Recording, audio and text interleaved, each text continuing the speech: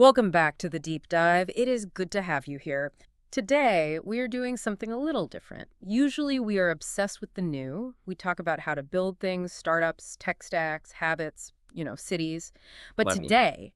today we are going to look at what happens when you stop building, when you stop preparing, when you turn off the lights, lock the door, and just leave. We are talking about the end of the line for human management. It's a fascinating inversion of what we usually discuss. Exactly. We have a really unique stack of sources today. We've got travel journals from bold and static media that give us these on-the-ground descriptions. Hmm. We have ecological reports from BBC Earth and Wikipedia. And we are anchoring the whole thing with some heavy philosophical lifting from Alan Weisman's book, The World Without Us. Which is essentially the Bible for this topic. It is. And the mission today is to unpack two concepts that I hadn't really thought about before reading this stack: passive rewilding and the involuntary park. I love these terms because they completely reframe how we look at ruins. Usually we see an abandoned building and think, failure. Right, economic collapse or some kind of tragedy. Exactly. But these terms flip the script and ask us to see it as a biological success story. So let's start with definitions. So we are all on the same page. Passive rewilding. To me, this sounds like a very relaxed approach to gardening. Like, I didn't weed the patio, I'm passive rewilding. Honestly, you're not wrong. That is exactly what it is, just on a planetary scale. See, active rewilding is when conservationists go in with a plan. Okay. They plant specific trees, they reintroduce wolves to Yellowstone, they manage the ecosystem. Passive rewilding is when we simply step back. We remove the human element, usually because we have to, not because we want to, and we let nature take the wheel. And that leads right into the second term, which I think is the hook for this whole deep dive: involuntary parks. Right. This was coined by the science fiction author Bruce Sterling. He wasn't talking about nature reserves that we vote for or pay taxes to maintain. He was talking about places that lose their value for technological functionalism. So maybe the economy crashes, maybe there's a war, or maybe there's a massive environmental disaster. And because they are useless to us, they become useful to nature. They become feral. They turn into parks without our permission. Exactly. It's a haunting idea. We didn't set aside this land for nature. Nature just repossessed it. And looking at the case studies we have today, we were going from China to Namibia to Ukraine. It seems like nature uses very different toolkits depending on where you are. It depends entirely on the environment. You have humidity, you have sand, you have radiation. Each one dismantles human civilization in a different way and at a different speed. Let's start with the humidity, because the visual for this one is arguably the most famous on the internet right now. If you have an Instagram account, you have probably seen the village of Hutuan in China. Oh, absolutely. On Hashima Island, it is widely considered the greenest village in the world. But we need to be clear about what green means here. This isn't an eco-village with solar panels and composting toilets and a community garden. No. It is green because the ivy has physically consumed the town. It looks like a set from a fantasy movie or maybe a post-apocalyptic dream. You see these soft, rolling mounds of green where houses used to be. You can barely see the hard angles of the roofs or the windows anymore. It's like someone threw a giant green blanket over the entire hillside. Exactly. What really struck me in the research, though, was the timeline. When you see ruins like this, Stonehenge, the Acropolis, even old castles, you assume, oh, this must be ancient. This took centuries. But Hutuan was a bustling fishing hub in the 1990s. That is the scary part. It's been less than 35 years. The 1990s. I have t-shirts from the 90s that are still in decent condition. Exactly. But Hutuan had a specific problem. It was a fishing village. But as commercial fishing modernized, the ships got bigger. The harbor at Hutuan was just too small. The residents couldn't compete. Plus, it was hard to get food delivered, and people wanted better education for their kids. So they started moving to the mainland, mostly to Shanghai, for work. By 2002, the village was officially depopulated. So in roughly 3 decades, it went from a place where people were cooking dinner, watching TV, and arguing with their neighbors to a complete jungle. How does that happen so fast? It's the coastal humidity. We tend to underestimate how much constant maintenance it takes to keep a building standing. In a humid environment, the moment you stop sealing the windows, moisture gets into the drywall. It rots the wood. But the real killer here is the ivy. The green blanket. It's aggressive. It's not just covering the stone. The root systems work their way into the mortar joints between the bricks. They physically pry the stones apart. Wow. It's like a slow-motion explosion happening over 20 years. So without humans there to weed and seal cracks, The vegetation structurally compromises the settlement. It literally digests the village. Digests is the perfect word for it. It breaks it down into nutrients. But here is the paradox that I found so interesting in the bold travel notes. Hutuan is an abandoned ghost town, but if you go there today, it's actually crowded. The tourism paradox. Yeah, it went viral on social media, and now hundreds of tourists show up every day. The locals who still live on the other side of the island realized they had a gold mine. They charge about $3 just to stand on a viewing platform and look at the empty houses. If you want to hike through the ruins, it costs more. It speaks to a very modern fascination we have. We're obsessed with the post-human. We want to see what the world looks like without us. It feels almost forbidden or prophetic. It does. But in Hutuan, we are paying an admission fee to walk through a simulation of our own absence. It's a bit meta, isn't it? We're haunting our own future ruins, taking selfies with the decay. But while Hutuan is soft and green and kind of dreamy, I want to pivot to our next stop. This place is hard, gray, and frankly terrifyingly cool. We're going to Japan, Hashima Island. Ah, yes. Also known as Gunkanjima, which translates to Battleship Island. That name is spot on. If Hutuan is a fantasy movie, Hashima is a villain's lair. In fact, the sources mention it was the direct inspiration for the villain's base in the James Bond movie Skyfall. It fits the aesthetic perfectly. It's a tiny rock, about 16 acres total, surrounded by a massive concrete seawall. From the ocean, it looks like a concrete fortress rising straight out of the waves. It doesn't look like an island. It looks like a machine. And the density numbers here are mind-blowing. This wasn't a sleepy village. No, it was a coal mining facility owned by Mitsubishi. They were mining coal from under the seafloor. At its peak in the late 1950s, it had over 5,200 residents. That made it one of the most densely populated places on Earth, packed tighter than modern Tokyo or Manhattan. Just imagine that. 5,000 people on a rock the size of a few football fields. And then the energy economy shifted. Petroleum replaced coal as the primary energy source in Japan. Oh. The mine shut down, and in 1974, everyone left. It was abandoned incredibly quickly. So what does the involuntary park look like here? Because you don't have the ivy of China. It's just concrete and ocean. Here, you see a phenomenon called concrete cancer. That sounds ominous. It is. The sea air is incredibly salty. The salt penetrates the porous concrete and reaches the steel rebar inside. When steel rusts, it expands.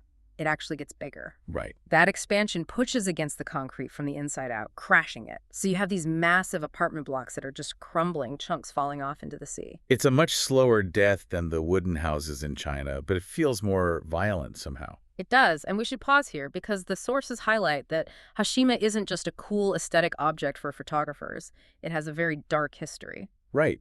It's a UNESCO World Heritage Site now, but that designation came with significant controversy. Correct. During World War II, there was forced labor on the island. Chinese prisoners of war and Korean conscripts were forced to work in the undersea mines under brutal conditions. The decay is photogenic, but the walls witnessed a lot of suffering. It's a good reminder that abandoned doesn't mean neutral. These places have ghosts, metaphorical or otherwise. But I want to shift now from industrial abandonment to something catastrophic. We have to talk about the ultimate involuntary park, Pripyat. The Chernobyl exclusion zone. This is the gold standard for studying passive rewilding. We all know the story. 1986, reactor number 4, mass evacuation. It's a tragedy, but the current state of the zone is what's confusing for a lot of people. You expect a nuclear wasteland, a dead zone, but the reports from BBC Earth describe it as a thriving nature reserve. It is one of the biggest ironies in modern ecology. You have a massive release of ionizing radiation, which we know damages DNA. It causes cancer, it causes mutations. It is objectively bad for living cells. But you also have the total removal of human beings. No hunting, no farming, no cars, no habitat destruction, no logging. And it turns out, for most wildlife, the absence of humans is a bigger benefit than the presence of radiation is a detriment. That is a brutal statistic for humanity. We are worse for nature than a nuclear meltdown. Essentially, yes. Ecologist James Smith has studied this extensively. The zone is teeming with life. We're talking wolves, lynx, brown bears. They've even seen Przewalski's horses there. Wait, Przewalski's horses? Those are incredibly rare, right? They are endangered, and yet they are thriving in the exclusion zone. The visual that always gets me is the Ferris wheel. You know the one. The iconic yellow one. It was supposed to open just days after the disaster happened. Right. It's frozen in time, rusted, But the sources describe trees growing up through the pavement of the bumper car ride underneath it. It feels like nature is reclaiming the symbols of our leisure. It's a powerful image. However, we have to be careful, and the sources are very clear on this, not to romanticize it into a Disney movie. It's not that the animals are immune to radiation. Right, this isn't a superhero origin story, no three-eyed fish. Exactly. In the high contamination zones, they're finding that smaller animals, mice, voles, birds, do suffer. They find higher rates of tumors, cataracts, and lower brain weights. Some insects are infertile. So the individual animals are suffering, but the population is booming. Exactly. In biological terms, they are surviving long enough to reproduce. The population density of wolves there is 7 times higher than in the uncontaminated reserves nearby. Nature is playing a numbers game. It's a stressed ecosystem, but a functioning one. And it's aggressive. The forest has swallowed the city so completely that you can't see the apartment blocks on the road until you are standing right next to them. Okay, so we've done the wet rot of China, the crumbling concrete of Japan, and the radioactive forest of Ukraine. I want to pivot to a completely different element. Let's talk about sand. Kolmanskop, Namibia. This is one of my favorites visually. This place looks like a surrealist painting. It was a diamond mining town built by Germans in the early 1900s. And because they were wealthy, diamonds will do that, they built it to look like a German town. They had a ballroom, a bowling alley, an ice factory in the middle of the Namib Desert. But diamonds run out. They do. The town was abandoned in 1956. And this is where the dry version of rewilding comes in. The desert winds are relentless. The photos are unbelievable. You see a bedroom with nice wallpaper, maybe a door frame, but the sand dune is piled up halfway to the ceiling. Sand-drowned rooms, the sources call them. And notice the difference from China. In Houdawan, the humidity rots the wood. In Kolmanskop, the air is so dry that the wood and paint are perfectly preserved. The colors are vibrant blue and orange. It's like the town is preserved in amber, but the amber is sand. It's not rotting, it's drowning. And speaking of drowning, we have the wettest example in the stack, Villa Epiquin in Argentina. This story is tragic. It wasn't a slow economic decline like the others. It was a resort town, famous for its salty lake. People went there for healing waters. But in 1985, a dam burst after heavy rains. And the water didn't just flood the streets, it submerged the town under 30 feet of salt water. And it stayed there for 25 years. And then it receded in 2009. Revealing a post-apocalyptic landscape. Because the water was highly saline, very salty, it killed all the trees but preserved the trunks. So now you have these white, bleached, petrified trees standing like skeletons among the ruins of slaughterhouses and rusted cars. It sounds terrifying, a bleached skeleton of a city. But there's a human element here that we didn't see in the other places. Pablo Novak? Argentina's loneliest man. He actually moved back to the ruins. He did. After the water receded, he returned to his old hometown and lived there alone among the rubble until he passed away recently in 2024. It complicates the idea of an involuntary park. For him, it wasn't a park or ruin. It was still home. It shows the human attachment to place is incredibly resilient. But ecologically, Epiquin demonstrates the sheer destructive power of water. It wasn't a reclamation, it was a wiping clean. Before we move on to the philosophical stuff, there is one more visual I want to hit because it's so hopeful. The SS Airfield in Australia. The floating forest. It's a shipwreck in Homebush Bay. A steam collier abandoned after WWII. Usually a rusty ship is just a rusty ship. It's ugly. But here, mangrove trees have taken root inside the hull. So you have this rusted metal shell floating in the water, but bursting out of the top is this lush green canopy. It's a perfect example of how little space nature needs. Mangroves are tough. They found a foothold in the sediment inside the ship, and now the ship is the island. It proves that if you give life an inch, even on a piece of industrial trash, it will take a mile. Now, all the places we've talked about so far are cases where we walked away and didn't look back. But there is a counterexample in the research. What happens when we try to manage the decay? This brings us to Bodie, California. It's a gold rush ghost town. And the term the state park system uses is fascinating. Arrested decay. It's a very difficult philosophy to pull off. In Houdawan, if a roof falls in, it falls in. In Bodie, they want it to look like it's about to fall in, but never actually fall. It's like staging a car crash and keeping it frozen for 60 years. Exactly. The state took over in 1962. They keep the interiors untouched. There's still goods on the shelves, half-eaten meals, furniture. But they are battling high elevation, heavy snow, and strong winds. They are spending millions of dollars to fight the passive rewilding process. It's the anti-Hotuan. They are curating the experience of abandonment. And then you have Varosha in Cyprus, which is like complicated. The forbidden zone. This was a premier tourist destination. Elizabeth Taylor stayed there. But in 1974, during the Turkish invasion, it was fenced off. It became a political no man's land. And for nearly 50 years, nobody was allowed in. And in that silence, nature did something incredible. The hotels are crumbling, yes. But the beaches, which used to be packed with tourists and umbrellas, became prime nesting grounds for sea turtles. That is such a stark image. A militarized zone, guarded by soldiers, becoming a nursery for turtles. The turtles don't know about the conflict between Greek and Turkish Cypriots. They don't see the green line, they just see a quiet beach. It's a reminder that political borders are invisible to the rest of the biosphere.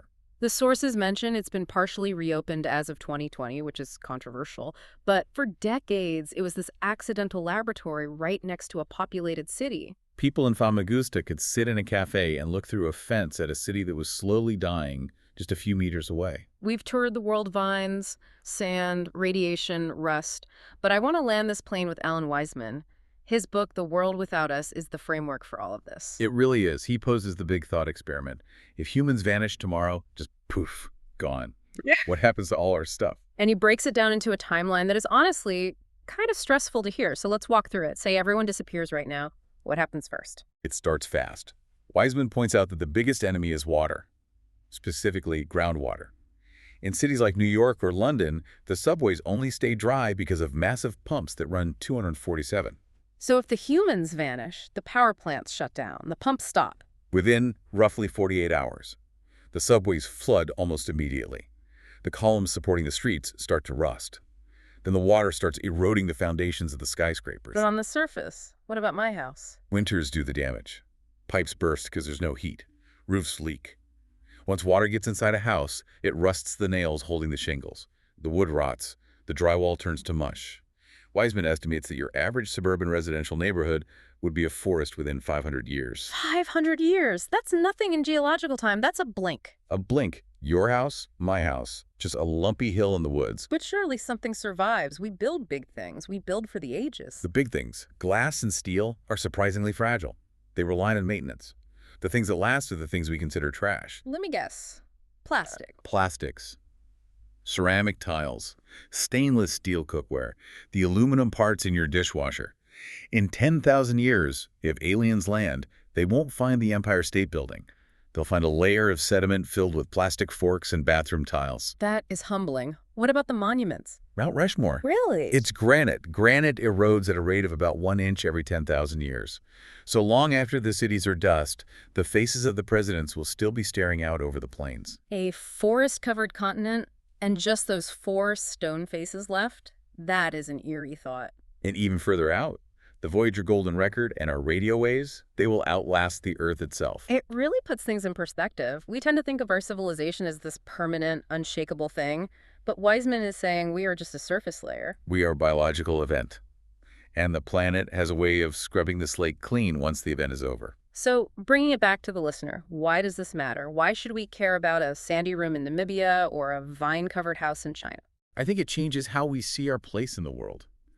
These involuntary parks aren't just sad ruins.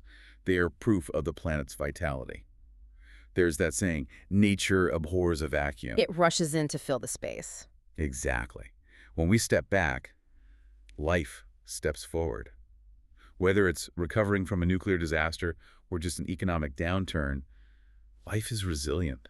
It's comforting in a weird way. The world can heal from us. It suggests that we aren't the masters of the earth, we're just the current tenants.